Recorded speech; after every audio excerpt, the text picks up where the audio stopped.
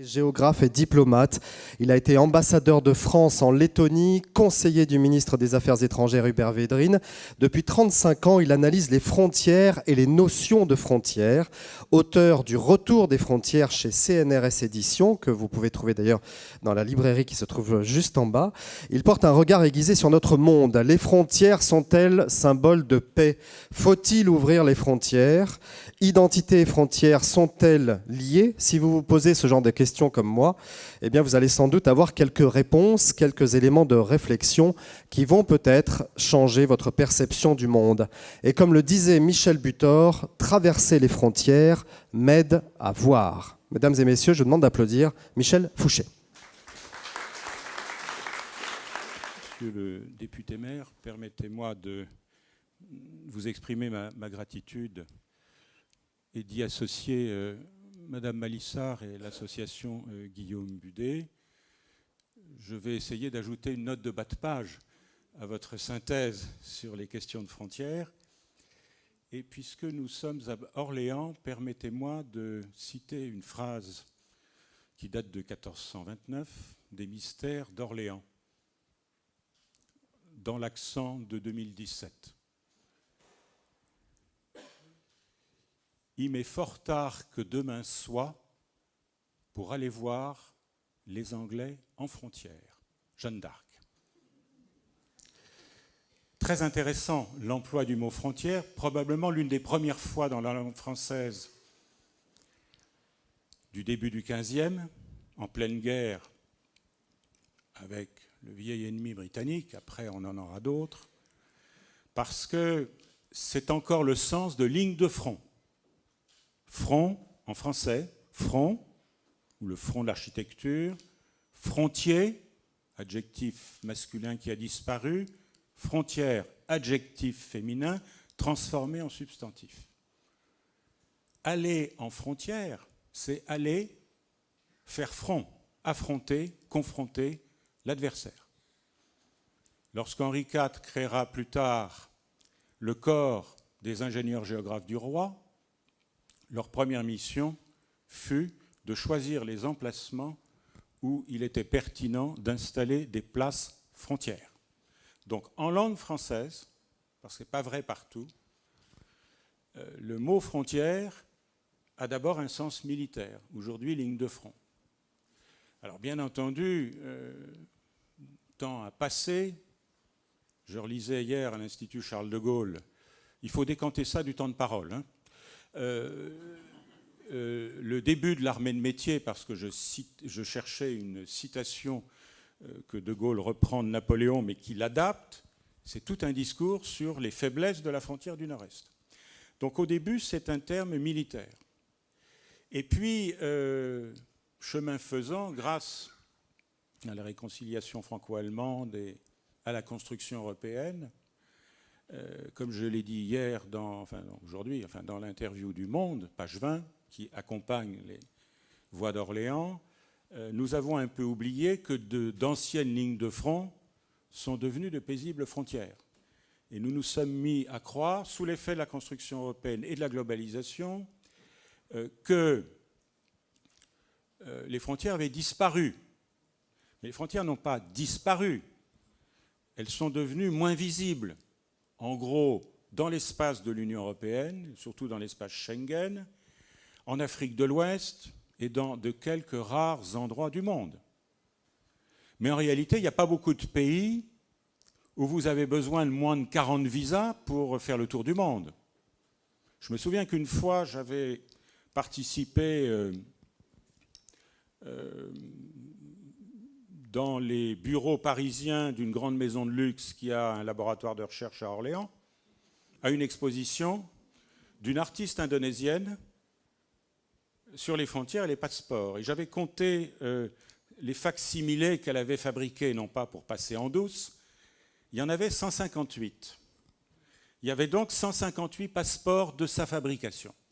Et je me suis demandé, mais pourquoi 158 quand on habite à Jakarta? Et j'ai très vite compris que quand on est citoyen indonésien ou citoyenne indonésienne, il y a 158 pays, vous avez besoin d'un visa.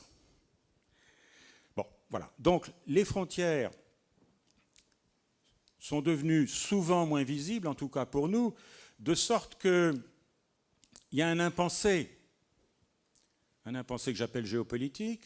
On est très surpris de ce retour.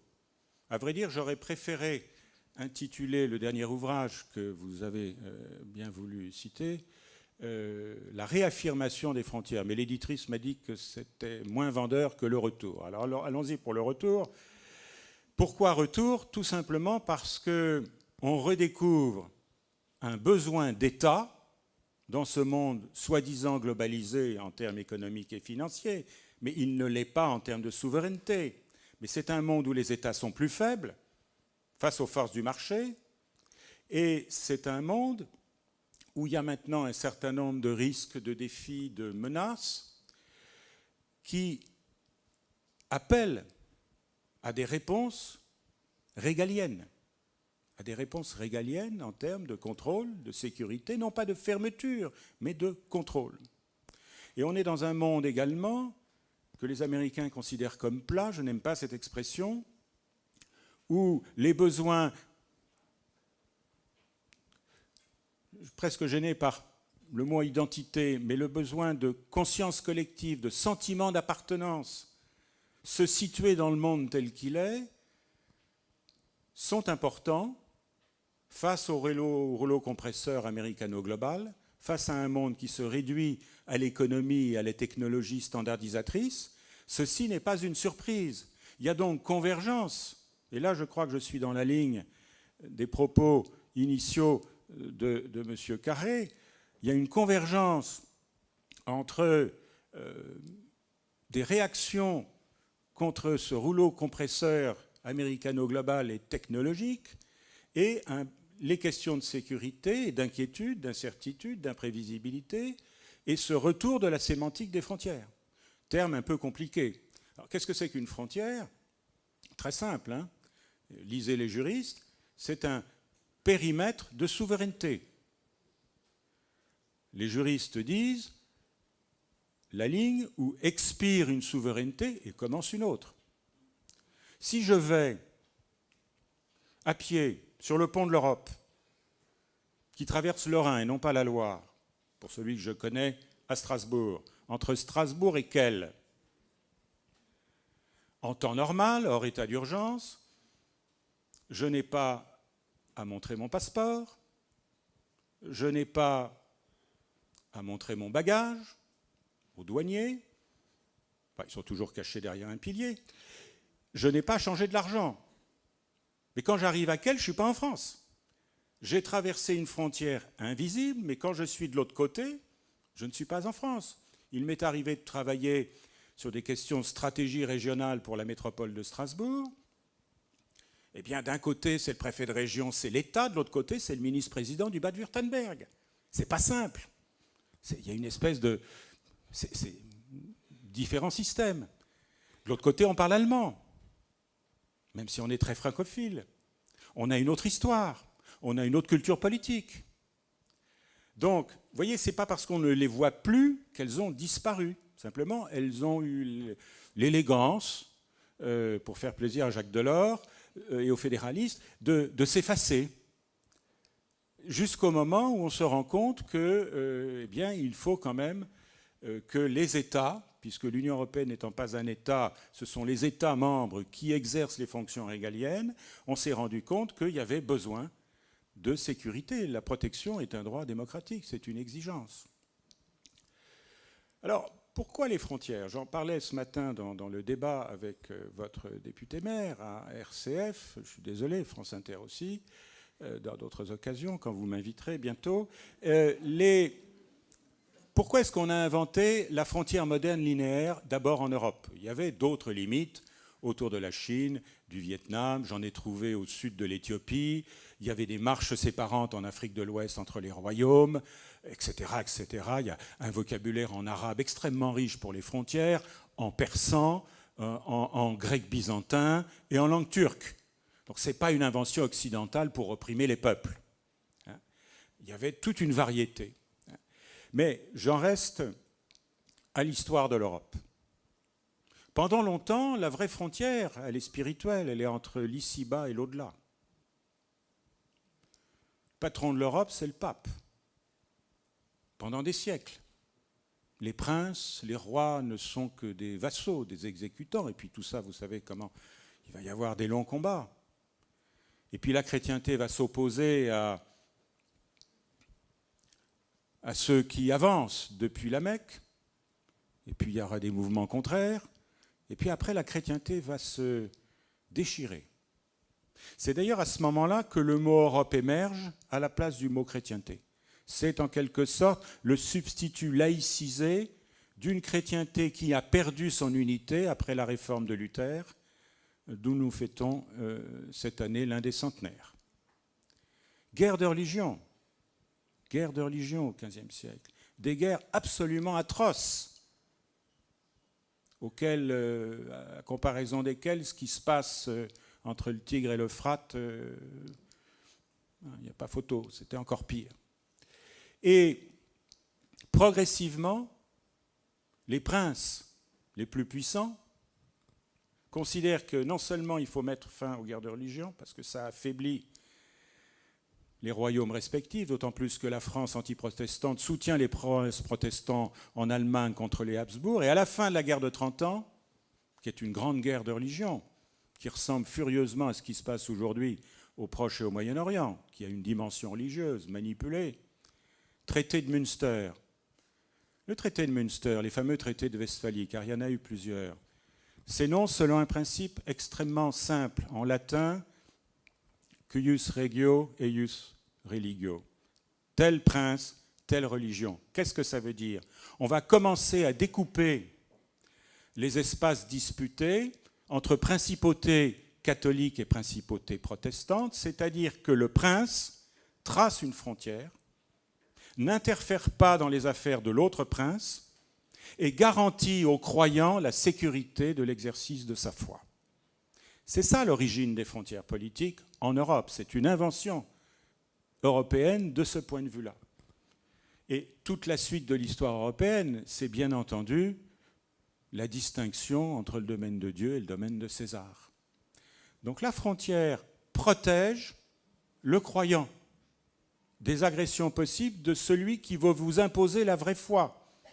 Quand on commence à penser que c'est plus possible, une évolution se produit, la frontière moderne, d'origine européenne, va s'étendre ensuite en grande partie au reste du monde, dans le sillage de la colonisation, de l'hégémonie occidentale, etc. Alors aujourd'hui, on est depuis 20-30 ans, depuis la dérégulation entamée au début des années 80 par un certain président des États-Unis, dont on reparle beaucoup en ce moment, appuyé par une première ministre britannique, la dérégulation, la globalisation, le discours du monde sans frontières, c'est-à-dire le discours de la standardisation des produits censés être adaptés à toutes les cultures du monde, et surtout un néolibéralisme, entre guillemets, on peut discuter le concept, dont le fondement est d'affaiblir l'État. L'État n'est plus producteur, l'État n'est plus stratège, en France on supprime le commissariat au plan, et l'État doit s'effacer devant les forces régulatrices du marché. C'est ce monde-là qu'on a créé, avec en plus les réseaux instantanés, les différentes technologies qui donnent l'illusion d'une espèce de temps mondial partagé par tous, ce qui est évidemment pure illusion parce que les frontières culturelles sont toujours là. C'est un monde à état affaibli, pas partout, qui est un boulevard pour les djihadistes défendant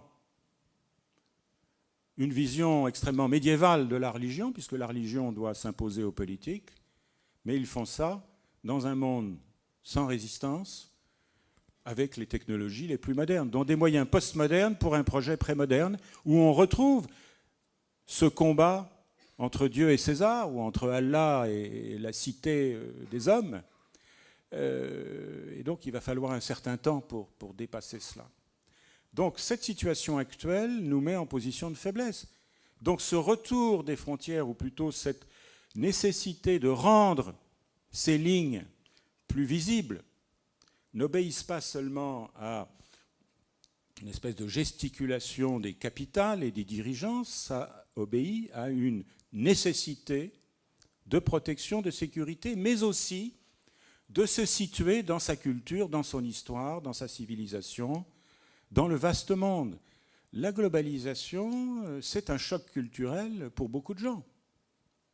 C'est un choc culturel. Tout le monde n'est pas capable de payer sa facture EDF avec le numérique, en tout cas, pas ma vieille maman. C'est pour ça qu'elle est sous tutelle, entre autres. La numérisation, c'est un choc culturel. C'est une aliénation. Il faut que ça soit mesuré, il faut faire de la pédagogie. Ce n'est pas le sujet d'aujourd'hui. Mais plus loin que ça, on est dans un système qui a tendance à faire disparaître tous les repères symboliques. Or, je soutiens, et c'est vrai pour la construction européenne, je soutiens que toute collectivité humaine qui a un sentiment d'appartenance politique collective, appartenance nationale, a besoin d'une distinction, ce n'est pas une notion morale, claire entre le dedans et le dehors. On en parlait ce matin. Si je suis accueilli par monsieur le maire à la mairie, qu'il ouvre sa porte. S'il n'y a pas de porte, il n'y a pas d'hospitalité. C'est vrai des architectes. Je sais qu'Orléans a de grandes ambitions dans ce domaine-là. C'est très important, cette notion de seuil. Regardez les maisons arabes, elles sont construites comme ça. Il y a des seuils, il y a des espaces de transition et de respect, d'acculturation. On a besoin, dans ce monde moderne, d'une distinction entre le dedans et le dehors. Le dehors, ça n'est pas les autres discriminés, ce n'est pas un jugement négatif. Et j'applique ça à la politique extérieure de l'Union européenne. Comment voulez-vous que les Européens aient une politique extérieure, puisqu'ils ne savent pas où est l'extérieur? Ils ne savent pas où commence l'extérieur, puisque leur politique, qui a été efficace jusqu'à ces dernières années, était plutôt une politique où le dehors proche devait, le plus vite possible, rejoindre le dedans. Heureusement, aujourd'hui, il y a certains dirigeants qui sont rétifs à un certain nombre de valeurs européennes. Et comme je le dis dans cette interview du journal Le Monde, également, partenaire de ces Voix d'Orléans, avec bien d'autres, merci au Kremlin et merci au Grand Palais présidentiel d'Ankara pour obliger les Européens de l'Union à se poser enfin la question de la limite, je ne dis pas la frontière, la limite de notre territoire. Pourquoi je ne dis pas la frontière? Parce que l'Union européenne n'est pas un État, donc l'Union européenne n'a pas de frontières. Ce sont les États qui ont des frontières.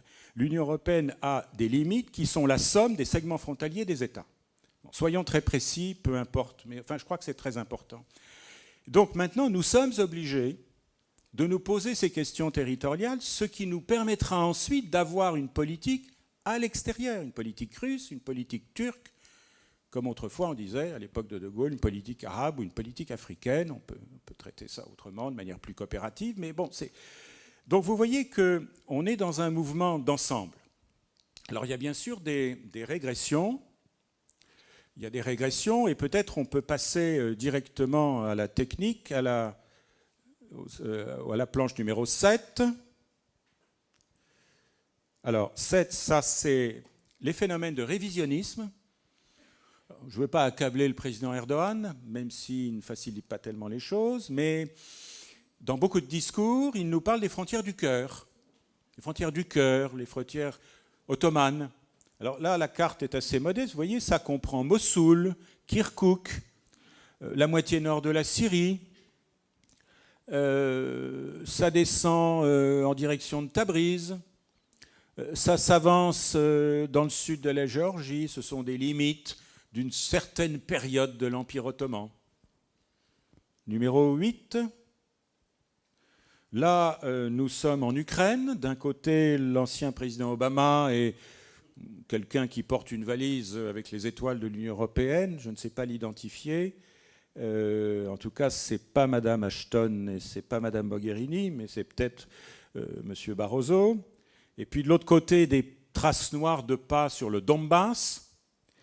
Et le président Poutine qui avance avec la frontière russe dans ses mains et qui dit « I'm taking step in your direction ». Je m'avance vers vous. La question de l'Ukraine, c'est une guerre de frontières entre l'Union européenne et la Russie. Et comme disait le président Václav Havel, l'ancien président tchèque, toute l'histoire de l'Europe, en Europe centrale et orientale, c'est une histoire de contraction, d'extension et de rétraction de l'Empire russe et de ses successeurs. Le jour où nous serons exactement, dit le président Havel, dans un discours à l'OTAN, en Belgique, dans l'Alliance Atlantique, le jour où nous saurons exactement où finit l'Union européenne et où commence la Russie, nous aurons réglé la moitié des problèmes. Je pense que si à Bruxelles et dans certaines capitales, on avait pensé un peu à l'avance à cette problématique, on aurait évité 10 000 morts en Ukraine, des complications diplomatiques dont personne n'arrive aujourd'hui à se sortir. Mais après tout, Ukraina, en langue slave, ça veut dire confins. À chaque fois que je vais à Kiev, j'y vais souvent, on me demande de parler frontières. Et la première fois, je me suis dit, mais ces gens ne savent pas où ils sont. Ils ne savent pas où ils sont. Quand on est un pays des confins, c'est un peu compliqué de créer une identité. Malheureusement, on crée l'identité, comme dans le reste de l'Europe, par le conflit. C'est le conflit qui crée un État national ukrainien. Le problème, c'est que ça ne sert pas à créer un État où tout est contrôlé encore par 14 grandes familles oligarchiques. Donc c'est un État qu'il est difficile de soutenir sans arrière-pensée. Mais c'est clairement une guerre de frontières. Un conflit de frontières par personne, par mercenaires nationalistes des deux camps interposés. On a déjà connu ça dans les Balkans.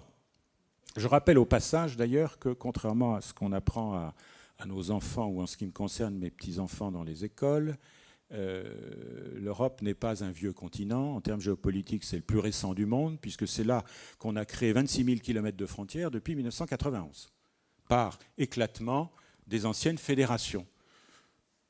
Triomphalisme euro-américain, aujourd'hui, il y a un certain retour du refoulé. Donc, premier élément, révisionnisme. Ça s'applique ailleurs. Deuxième élément, la suivante. Mexique, États-Unis. Là, je vous montre un reportage photographique que j'ai réalisé il y a quelque temps avant l'élection de l'actuel président américain, avec l'Institut de la frontière nord, qui est à Tijuana, qui est un institut d'ailleurs géré directement par la présidence de la République du Mexique. Il y a un institut de la frontière nord et un institut de la frontière sud, frontière guatémaltèque.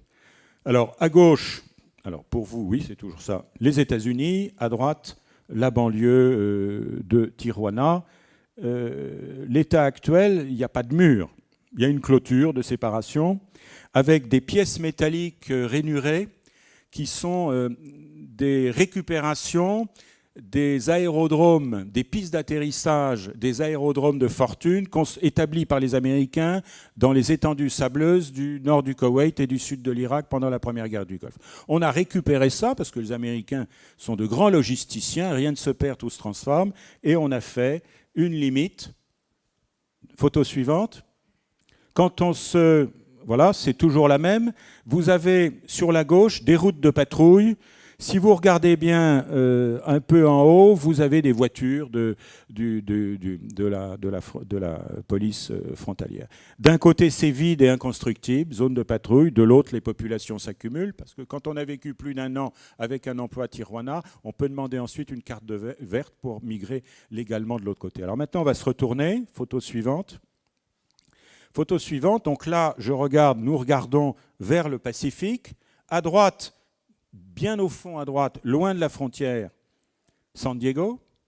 Au fond, quelques arbres, le parc de l'Amitié. Toujours la limite.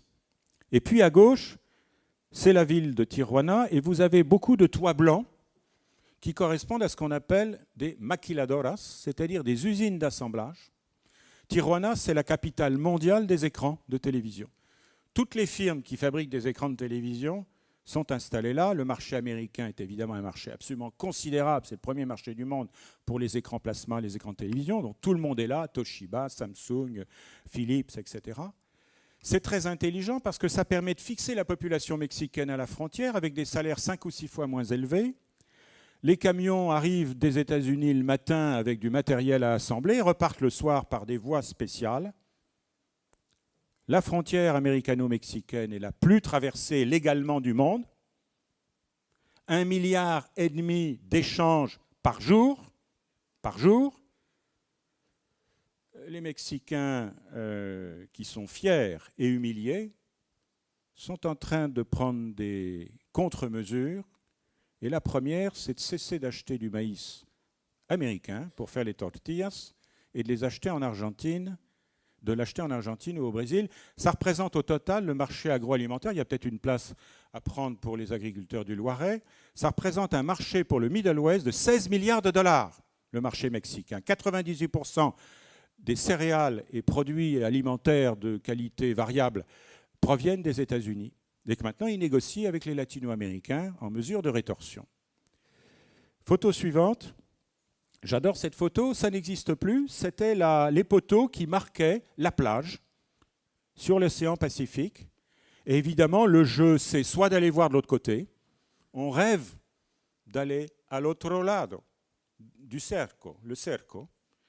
Et puis, il y a des gens qui passent, qui s'amusent à passer de l'autre côté dans les vagues, mais de l'autre côté, il y a des jeeps qui sont capables d'aller un peu dans l'eau. Il y a un jeu de chat et aux souris. Et photo suivante, voilà ce que c'est devenu aujourd'hui. Ça a été complètement muré. Alors, les Mexicains ont installé, ça doit être la municipalité de Tijuana, en hauteur, une espèce de petite esplanade où vous avez des bancs. Les gens viennent s'installer là et puis ils rêvent de l'autre côté. L'autre côté, même comme ça.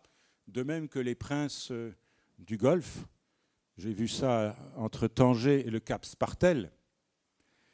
Se construire ces villas avec vue sur la Méditerranée, ça leur permet de rêver de Al-Andalus, l'âge d'or des grandes dynasties. On a le droit de rêver.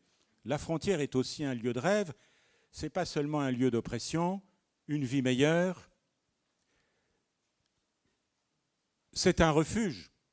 Quand on est Syrien et qu'on est passé en Grèce, on n'est peut-être pas en très bon état, mais on est très content d'être dans un pays où on est nourri, plus ou moins logé, et on ne vous tire plus dessus. Ça, c'est la mondialisation par le bas. Tout le monde sait aujourd'hui, au fin fond du Soudan, au nord de l'Irak, au nord de l'Afghanistan, et dans les pays du Sahel, dans l'ouest du Mali, que la vie est meilleure ailleurs, que l'herbe est plus verte. Ce n'est pas l'économie, ce n'est pas la misère, c'est la connaissance de l'état du monde, pas à la bourse de New York ou de Londres, à la base, par les portables, par les réseaux sociaux. Dans les réseaux sociaux, il y a une information sur l'état du monde. Tout le monde sait que de l'autre côté, c'est mieux, en termes de protection, tout simplement. La frontière protège quand on est passé de l'autre côté, quand on est du bon côté. La frontière est une ressource pour les frontaliers. La frontière américano-mexicaine, il y a 30 millions de personnes qui vivent dans 48 îles jumelles.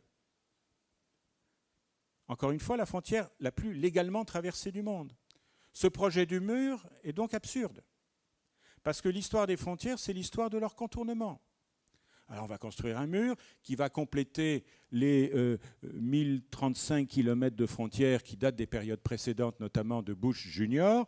On en a ajouté d'autres, plutôt en béton, avec de l'électronique. Donc les compagnies d'électronique aujourd'hui voient leur cours de la bourse augmenter depuis le 21 janvier. Certains cimentiers ont répondu aux appels d'offres dont la date limite était il y a 2 jours. D'autres non, y compris une grande entreprise française, typiquement française, a dit non, elle fabrique des autoroutes aussi. Et puis le ministre mexicain des Affaires étrangères, M. Videgaray, a demandé aux cimentiers mexicains, vous savez que les cimentiers mexicains sont très forts, notamment Cemex, qui est très implanté en France et en Europe, d'examiner leur conscience morale avant de répondre à l'appel d'offres. Mais enfin bon, la loi du marché, c'est de dire on répond à l'appel d'offres, peu importe si c'est contre nous. Donc, projet de mur, ça se fera, c'est une mise en scène, ça va compliquer la vie des migrants illégaux, qui sont de moins en moins nombreux en réalité, et voilà, c'est le symbole d'un discours de fermeture Certains politologues, mais monsieur le sénateur, vous qui avez une longue expérience, je ne sais pas si vous approuvez cette vision des choses, disent que dans les sociétés démocratiques, le clivage n'est plus d'abord entre la gauche et la droite, dans des sociétés malgré tout prospères à l'échelle du monde, mais entre ceux qui sont plutôt à l'aise avec des sociétés ouvertes et ceux qui préfèrent par sentiment d'insécurité et sentiment qu'il n'y a pas d'avenir, des sociétés fermées. Le retour des frontières s'inscrit dans ce mouvement de débat de fond entre le choix d'une ouverture qui, à mon avis, doit être régulière à tous égards et le choix d'une fermeture qui est illusoire, mais qui, dans le cas mexicain, s'accompagne d'un projet dit Adjustment Border Tax de 20% sur les produits importés. Ce qui va être compliqué à mettre en œuvre, parce que comme je vous l'ai montré tout à l'heure avec la photo des maquiladoras, enfin, ce n'est pas marqué sur la carte, sur la photo, mais 40% des composants qui viennent du Mexique vont dans des entreprises américaines et sont fabriqués dans des filiales américaines à Tijuana. Autrement dit, on se tire une balle dans le pied. Si on surtaxe les importations des produits des firmes américaines, les composants, tous les composants automobiles également, de 20%. Donc il va y avoir des débats, bien sûr, entre la Maison-Blanche et le Congrès. Alors l'animateur m'a courtoisement demandé d'être bref, donc de limiter mes propos à 30 minutes. Mais attendez, je n'ai pas complètement terminé. Je n'ai pas complètement terminé. Je crois que ce sont des sujets sérieux. Bon, il y a beaucoup de textes là-dessus. Je crois que, pour résumer, la frontière européenne a une histoire qui est liée au rapport entre, on dirait aujourd'hui, l'Église et l'État, entre la religion et le politique. Il y a eu des évolutions. Elles ne sont pas artificielles de ce point de vue-là. Après, ça a été des lignes de front. Nous avons réussi à les transformer en paisibles frontières. Pas partout, pas entre l'Inde et le Pakistan. Il y a d'autres cas. Cette civilisation est un progrès, ce passage du front à la frontière est un progrès. Et on peut rêver peut-être, puisque nous sommes à Orléans, je vais boucler là-dessus, c'est peut-être artificiel, mais enfin la Loire fut une frontière politique pendant plusieurs décennies, et puis après ça a été une grande frontière stratégique. Je me souviens d'avoir relu toute une série de textes des stratèges américains, la Normandie ou la Charente. Sauf que le problème de la Charente, si le débarquement ait lieu en Charente, il fallait passer la Loire. C'est beaucoup plus compliqué que d'aller sur les falaises normandes. Donc je vais terminer par la critique des murs et l'éloge des ponts, avec une petite citation que je tire de quelqu'un que j'aime beaucoup, sauf quand il prend parti contre le TGV Lyon-Turin, mais personne n'est parfait, Elie De Luca, qui se réfère à Newton. Newton disait, Isaac Newton, les hommes construisent trop de murs et pas assez de ponts. René Char parlait de l'esprit du château fort. L'esprit du château fort, c'est le pont-levis. Mais permettez-moi de conclure avec Elie De Luca, très engagé dans les affaires yougoslaves, comme témoin des crimes, de la purification ethnique et de la destruction par des excités croates du pont de Mostar, détruit par les Croates. Pour une fois, ce n'était pas les Serbes. Et il a cette formule merveilleuse que vous allez retenir facilement. Le pont est une machine cordiale. Le pont est une machine cordiale. Elle réunit les rives, enjambe les rivalités. Rive, rivalité, même étymologie. Toutes ces formes me plaisent. En tant que spectateur, il n'est pas le seul, du film Le pont de la rivière Kwai, je crois avoir été le seul à souhaiter l'échec de son sabotage. Mon premier convoi organisé durant la guerre en Bosnie a eu lieu aussitôt après la destruction du pont de Mostar en 1993. Du sommet de son arche, haute de plus de 10 mètres, ont plongé pendant des siècles des générations de garçons pour se soumettre à la traditionnelle épreuve de courage. Parmi eux, je connais fraternellement l'écrivain Predrag Matvejević, qui était aussi un ami et qui est mort, mais qui était un spécialiste du bréviaire méditerranéen. Donc, un peu moins de murs et un peu plus de ponts, c'est ce qu'à Orléans comme ailleurs, nous sommes fondés à espérer, et ce pourquoi il faut se battre. Comme vous l'avez dit, monsieur le député maire, ce matin, j'ai beaucoup apprécié cette parole. Vive la bataille des idées.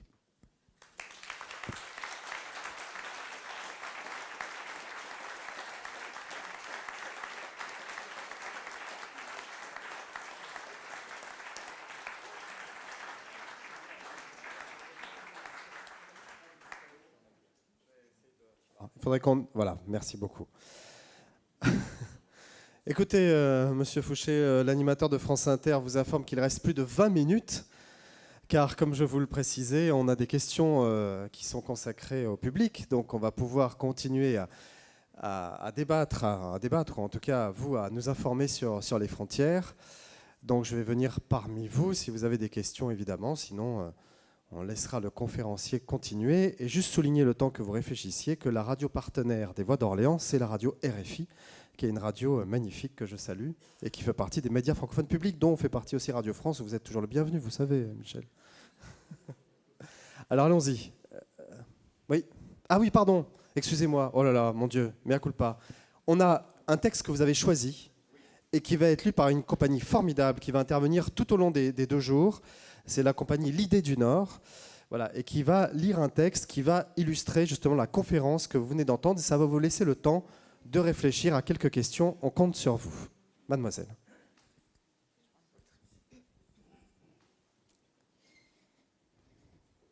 Je m'asseyais, toujours un peu troublée par cette estrade qui semblait appeler un auditoire, mais bientôt enchaînée là, comme par un charme.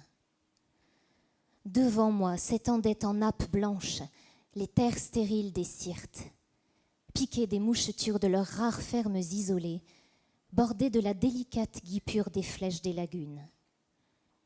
Parallèlement à la côte, courait à quelque distance, sur la mer, une ligne pointillée noire, la limite de la zone des patrouilles. Plus loin encore, une ligne continue d'un rouge vif.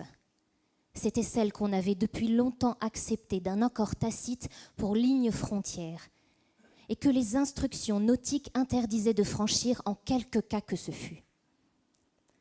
Orsena et le monde habitable finissaient à cette frontière d'alarme, plus aiguillonnante encore pour mon imagination de tout ce que son tracé comportait de curieusement abstrait.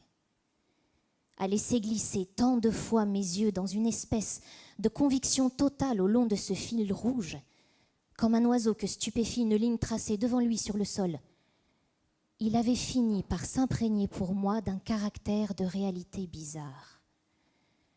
Sans que je voulusse me l'avouer, j'étais prêt à douer de prodiges concrets ce passage périlleux, à m'imaginer une crevasse dans la mer, un signe avertisseur, un passage de la mer Rouge. Très au-delà, prodigieux d'éloignement derrière cet interdit magique, s'étendaient les espaces inconnus du Farguestan.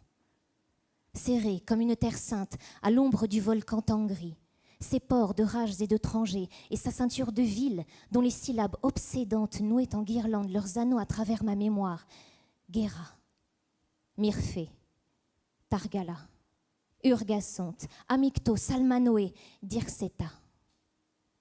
Debout, penché sur la table, les 2 mains appuyées à plat sur la carte, je demeurais là parfois des heures, engluée dans une immobilité hypnotique d'où ne me tirait pas même le fourmillement de mes paumes. Un bruissement léger semblait s'élever de cette carte, peupler la chambre close et son silence d'embuscade. Un craquement de la boiserie, parfois, me faisait lever les yeux mal à l'aise, fouillant l'ombre, comme un avare qui visite de nuit son trésor et sent sous sa main le grouillement et l'éclat faible des gemmes dans l'obscurité, comme si j'avais guetté malgré moi, dans le silence de cloître, quelque chose de mystérieusement éveillé. La tête vide, je sentais l'obscurité autour de moi filtrer dans la pièce, la plombée de cette pesanteur consentante d'une tête qui chavire dans le sommeil et d'un navire qui s'enfonce. Je sombrais avec elle, debout, comme une épave gorgée du silence des eaux profondes. Merci.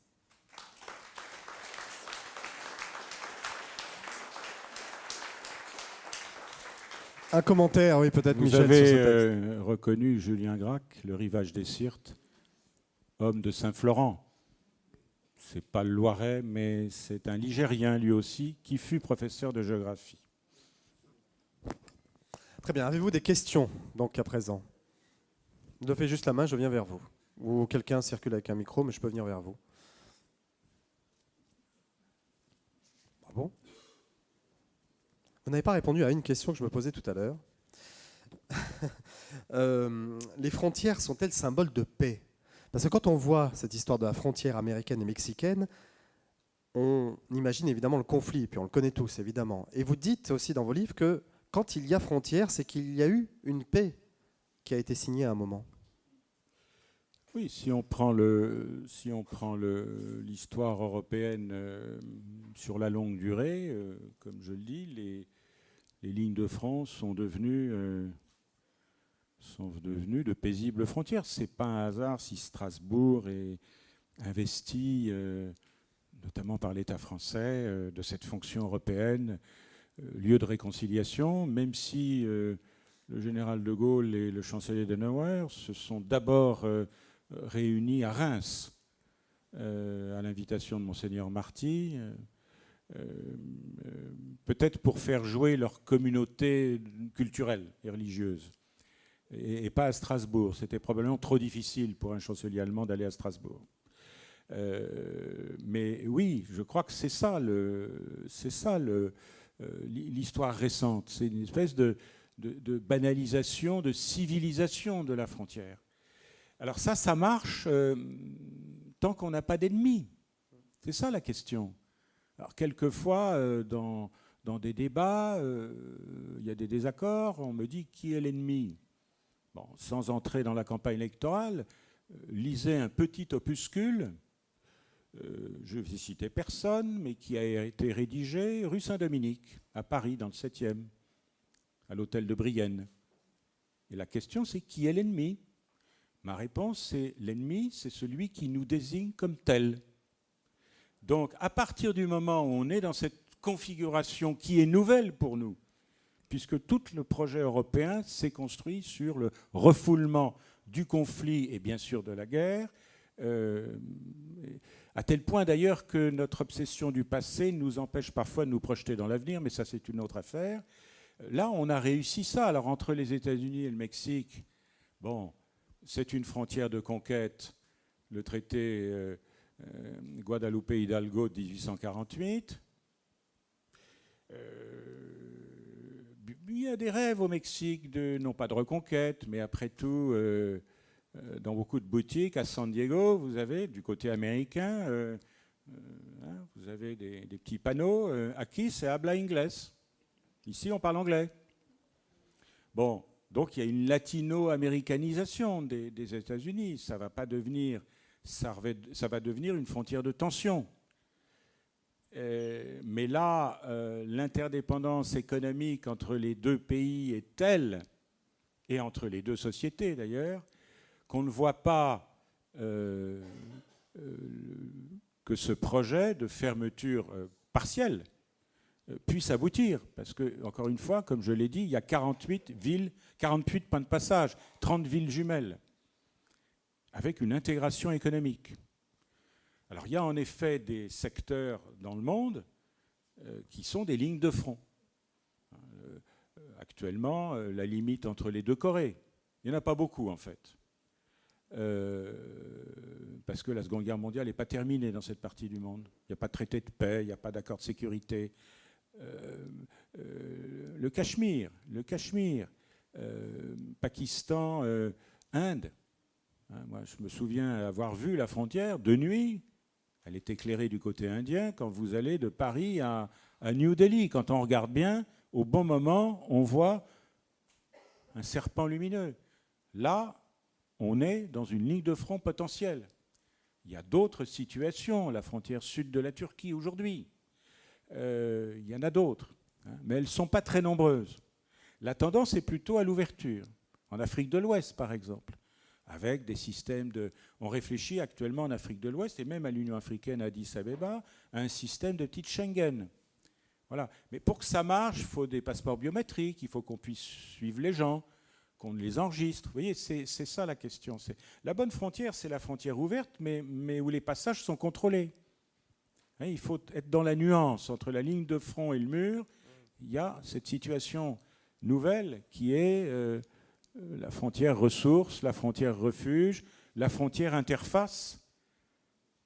Ça, c'est l'idéal. Ce n'est pas toujours possible en fonction du contexte stratégique. Pour revenir aux pays francophones, j'ai lu dans un article que vous disiez quand on écoute les populistes, on a l'impression qu'ils vivent sur une île. Vous pensez à qui? Vous pensez à l'UDC en Suisse, au Front National en France? Je pense, oui, c'est un discours insulaire. C'est Trump qui veut rompre avec le Canada et avec le Mexique, pour toute une série de raisons. Ce n'est pas le sujet du débat aujourd'hui, mais il y a cette idée de forteresse. C'est « Make America First », c'est « American Fortress ». Il y a cette idée-là. Qu'aux États-Unis? Non, mais je prends un cas aux États-Unis. C'est très intéressant le cas des États-Unis parce que c'est l'histoire de l'arroseur arrosé. Ce sont les grands mondialisateurs, les grands dérégulateurs, avec l'appui des Britanniques, qui ont mis en place un système avantageux pour eux, mais que d'autres pays, en phase de rattrapage ou de sortie de pauvreté, je nomme bien sûr la Chine, utilisent beaucoup mieux. Donc c'est vrai qu'il y a un sentiment aux États-Unis de risque de déclassement stratégique. Je pense qu'on est en effet dans cette situation-là. Donc l'élection actuelle, avec tout ce qu'on a dit, j'ai rien à ajouter, c'est quand même le symptôme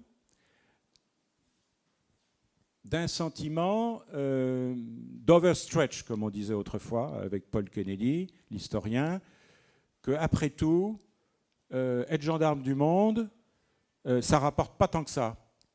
Donc, et Obama avait commencé, on ne s'occupe plus des affaires du monde, on n'intervient pas en Syrie, we don't have a dog in this fight, et le shérif a rendu son étoile. Donc il faut que nous, moi je considère que, en tout cas pour la France, c'est une opportunité ce qui se passe en Amérique du Nord. Parce que nous, on est indépendants, autonome en matière de défense et de décision stratégique, donc il faut qu'on en fasse quelque chose avec les grands partenaires européens. Mais bon, c'est aussi un autre débat. Mais vous voyez,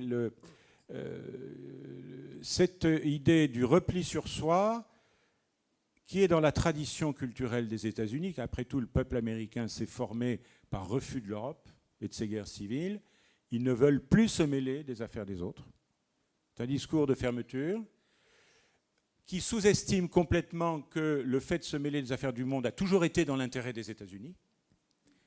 Mais il faut du temps pour qu'ils comprennent que la fin de la Pax Americana sera suivie d'autres systèmes hégémoniques, d'autres systèmes de domination qui ne seront pas forcément dans leur intérêt. On n'est plus dans un scénario binaire guerre ou paix maintenant. On est, avec le terrorisme, dans des guerres asymétriques, dans des menaces. Et puis il y a une autre menace qui pèse, c'est celle de la réputation des États et de l'intégrité de la circulation de l'information. Très bien. Des questions dans le public, je crois, parce que les mains commencent à se lever. Alors, oui. Alors, allez-y. Il y a un micro qui arrive, j'arrive. Hop. Bonjour, monsieur. Quel est votre nom, s'il vous plaît? Bonjour, Mamoudou Gazibo. Merci. Université de Montréal. J'ai une question et je donnerai une petite piste peut-être et vous me direz ce que vous en pensez. D'abord, merci pour vraiment la très brillante et très intéressante présentation. J'ai l'impression que finalement, cette question des frontières, elle est insoluble. Et je dirais que si on observe historiquement, vous avez dressé un peu le processus de création des frontières en vous limitant à l'espace européen, ce avec quoi je suis d'accord. La frontière vient de l'idée, disons, elle est liée intimement à l'État moderne. Et elle est une solution. Elle était au départ une solution aux guerres incessantes. Et de ce point de vue-là, démarquer des lignes permettait au moins d'éviter qu'il y ait des revendications à n'en plus finir. Et aujourd'hui, on a l'impression que cette dynamique-là, qui donc est liée finalement à la question de la souveraineté nationale, trouve ses limites parce que le monde dans lequel nous vivons, en fait, est en déphasage avec les idées en fait, qui étaient à la base de l'idée de frontière, en tout cas telle qu'elle est liée à l'État moderne, d'une part. D'autre part, ce qui ressort aussi, je pense, beaucoup de votre présentation et de votre réponse, c'est qu'on voit que les tentatives d'apporter des réponses aux problèmes que pose la frontière, toutes posent des problèmes. Je prends peut-être les trois grandes puissances, si on veut. L'Union européenne, avec son modèle de frontières, avec le Schengen et les frontières internes, mais en même temps le flou qu'il y a sur l'externe. On voit bien ce que ça donne aujourd'hui avec les populismes en Europe. Les Américains qui, eux, veulent, ils reconnaissent le droit international, les frontières sont là, mais ils veulent les fermer. Et les Russes qui, eux, ne reconnaissent pas les frontières et veulent s'étaler.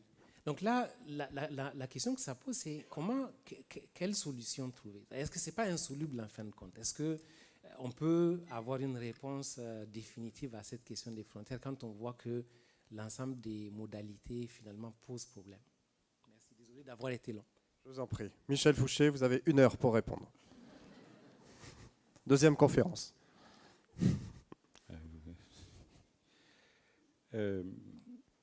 Non, vous ne la sentez pas, cette question? La Russie, Si. la Russie, comme je l'ai dit tout à l'heure, c'est un État immense qui ne sait pas où sont ses frontières.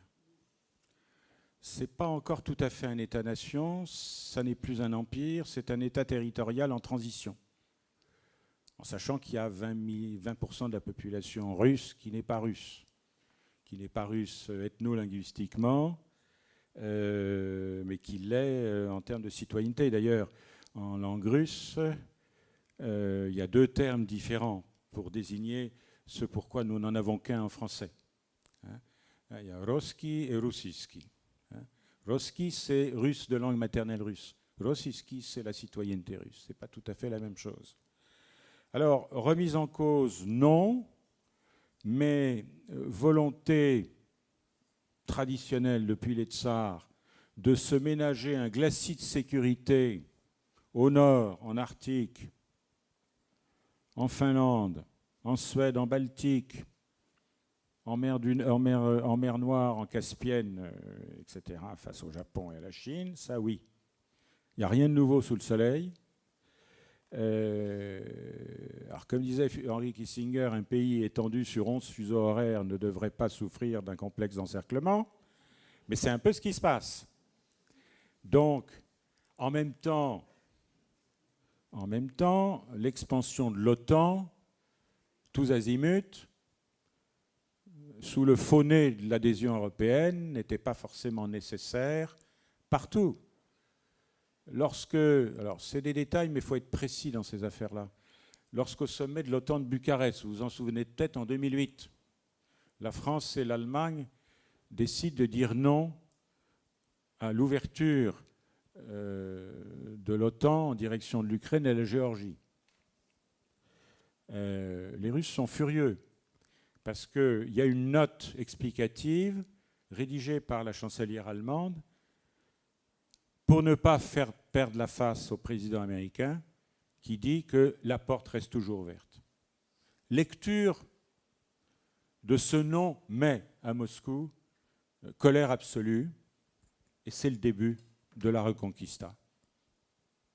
Géorgie, quelques mois après, moi j'étais en Géorgie le mois qui suit le sommet de Bucarest, on s'est fait engueuler par le président Saakashvili, qui a déclenché une offensive que les Russes, le connaissant bien, attendaient, les moteurs tournaient après des manœuvres, et ils ont foncé au sud du Caucase, dévalorisant la stratégie. Donc la Géorgie diminuée dans l'OTAN n'a plus aucune valeur. Et ensuite, ça a été l'Ukraine.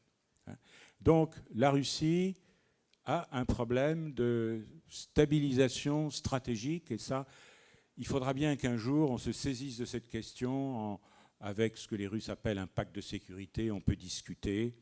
Moi, je me souviens à Évian, j'y étais, le président Medvedev proposant un nouveau pacte de sécurité, le président Sarkozy disant non, en gros. Mais un jour, il faudra qu'on en discute. Les États-Unis, je crois y avoir déjà répondu. Je crois qu'il ne faut pas lier seulement le populisme, ou ce qu'on appelle le populisme, à ces questions territoriales. C'est plus profond que ça. Le populisme, c'est une désintermédiation. C'est-à-dire que le leader s'adresse directement au peuple, entre guillemets, parce que je ne sais pas très bien ce que ça veut dire, le peuple. Hein? Moi, je voyage beaucoup et je suis patriote. Je n'accepte pas d'être enfermé dans cette binarité exclusive patriote-mondialiste. Je voyage, je suis patriote. Donc je n'accepte pas d'être cornérisé comme ça, mais le populisme, c'est une désintermédiation. On voit très bien avec le tweet. On devrait interdire le tweet aux hommes politiques. Quand j'ai dit ça au Quai d'Orsay, je me suis fait engueuler, mais c'était avant l'élection de Trump. Maintenant, je pense qu'ils vont présenter des excuses. Et je suis désolé, je ne connais pas vos mœurs, monsieur le député-maire, donc je ne retire pas mes paroles, mais je suis très ignorant de vos pratiques. Mais je parle de la politique étrangère en 140 mots. Hein, la politique étrangère en 140 mots. Caractères, pardon, en 140 caractères. Hein, c'est quand même une pensée très profonde. Hein. Eh bien, c'est ça, c'est une désintermédiation. C'est-à-dire quoi? C'est-à-dire qu'on court-circuite les partis, on court-circuite les corps intermédiaires. Et au bout du compte, qu'est-ce que c'est que le peuple? C'est plus des citoyens, ce sont des followers. Je suis désolé, je ne suis pas un follower. Très bien. Il nous reste 3 minutes. Alors, quel est votre compte Twitter, Michel Fouché? Je n'en ai pas. Ni Facebook. Il nous reste 3 minutes. On a 2 questions. Il y a un monsieur, 2 monsieur. Question courte, s'il vous plaît. Et réponse courte, Michel, parce qu'on a un timing à respecter. Le timing n'est pas francophone, mais bon, on va vite. Allons-y. Pardon. Bonjour et merci. Vous nous avez parlé des frontières en Europe et de leur invisibilité, enfin de la volonté de vouloir les rendre invisibles. Et vous l'avez relié évidemment à l'histoire récente contemporaine de l'Europe. J'ai un exemple, c'est celui des pays de l'Afrique de l'Ouest qui sont en train aussi de faire disparaître les frontières. Entre ça. Pourtant, ils n'ont pas connu des catastrophes comme l'Europe en a connu. Est-ce que vous pouvez nous faire une comparaison entre les deux voilà. Oui, sujet oui, extrêmement intéressant. Rapidement, hein, s'il vous plaît, Michel. D'abord, il y a eu des guerres récentes. Hein. Il y avait eu en 1963 la guerre des sables, Algérie-Maroc, qui a amené l'Union africaine, enfin l'OUA à l'époque, a déclaré le 26 juillet 64, le principe de l'intangibilité, qui a été respecté, sauf au Soudan du Sud et en Érythrée, qui a été respecté. Hein? Chapeau pour les dirigeants africains de ce point de vue-là. Il y a eu la guerre de Noël 85, Mali-Burkina, qui a traumatisé un grand dirigeant malien, Alpha Oumar Konaré, que j'ai eu l'honneur de servir ensuite à l'Union africaine comme conseiller sur les frontières, pour un programme de réaffirmation des frontières qui permet aujourd'hui aux pays qui ont démarqué ensemble et qui savent où sont la limite de faire des patrouilles communes contre nos adversaires terroristes avec l'aide de l'armée française. Donc c'est une bonne chose. La frontière de l'Ouest-Afrique, les frontières ouest-africaines, elles sont ouvertes. C'est une frontière ressource. Quand vous êtes au Bénin, vous suivez le cours de la monnaie nigériane, des prix, vous importez, vous exportez des ressources. Niger, Nigeria, c'est la même chose. Frontières ressources, intense circulation des hommes et des femmes. 90% des migrations africaines sont des migrations intra-africaines. Là, il y a quelque chose qui se passe, il y a une mobilité. Alors, quant à l'histoire africaine, les historiens les plus modernes parlent aujourd'hui de moment colonial. Au XIXe siècle, il y a eu 6 djihad en Afrique de l'Ouest. 6 djihad. Et c'est la colonisation franco-britannique qui est à mes fins. Mais il y avait des guerres de frontières. Les Peuls étaient souvent gardiens des marches. Simplement, ce n'étaient pas des frontières linéaires, si vous voulez. Il y avait des centres, des périphéries prêtant allégeance, des espaces intermédiaires, et puis un autre royaume continué. Mais il y avait des structures politiques. Ne relisez pas le discours de Dakar. Très bien, dernière question. Bonjour monsieur, quel est votre nom, s'il vous plaît? Amar Abiazar, je viens du Liban. En fait, je vais essayer d'écourter le plus possible ma question. Je viens d'une partie du monde où les frontières terrestres sont considérées comme des passoires, en fait. Donc, on n'a pas vraiment... L'Antarctique? Comment? L'Antarctique? Non, je viens du Liban. Mais c'est vraiment considéré comme des passoires parce qu'elles sont illusives. Mais depuis le 11 septembre, depuis le 9/11, en fait, ce dont moi je suis témoin, en fait, c'est les frontières sécuritaires parce que j'habite un pays qui est bloqué par la terre entre la Syrie et la Palestine occupée, et donc je ne peux voyager que par avion. Donc pour moi, les frontières, c'est des aéroports et des normes de sécurité qui, chaque année, en fonction de la crise du pays, s'accroît. Mais je n'ai jamais eu de problème à entrer dans ces pays, vu que je suis plus ou moins privilégié. Mais la seule impression que j'avais eue, que ces normes de sécurité qui ne font qu'accroître la peur à l'intérieur de ce pays du premier monde, c'est juste une impression que j'ai, c'est que ces frontières-là sont en train d'enfermer les gens à l'intérieur de leur pays plutôt que d'empêcher les gens d'y entrer. Et jusque-là, on n'a parlé que de ces frontières qui empêchent les gens d'y entrer. Mais on a l'impression de voir se développer les frontières de la peur de l'étranger qui aussi empêchent les gens de l'intérieur de sortir de ces pays-là. Oui, je crois que je comprends bien ce que vous dites. Vous n'êtes absolument pas responsable de ce qui se passe dans le pays qui est à l'est et au nord, la Syrie. Et en effet, je suis allé voir le général commandant des gardes frontières dans la région de Beyrouth. Le seul segment que l'État libanais contrôle vraiment, c'est le nord, avec l'appui d'ailleurs de la coopération militaire britannique. C'est le nord, au nord de Tripoli. Tout le reste échappe au pouvoir central, ça c'est tout à fait clair. C'est tout à fait clair. Alors vous vous en sortez par la culture. Ça vous donne peut-être une force pour vous échapper, vous évader par la création culturelle. Ce que je dis n'est pas une pirouette et encore moins du dédain. Je crois comprendre ce que vous dites. Malheureusement, on choisit ses amis, on ne choisit pas ses voisins. Très bien, merci beaucoup Michel Fouché, c'est une très bonne transition, vous pouvez l'applaudir.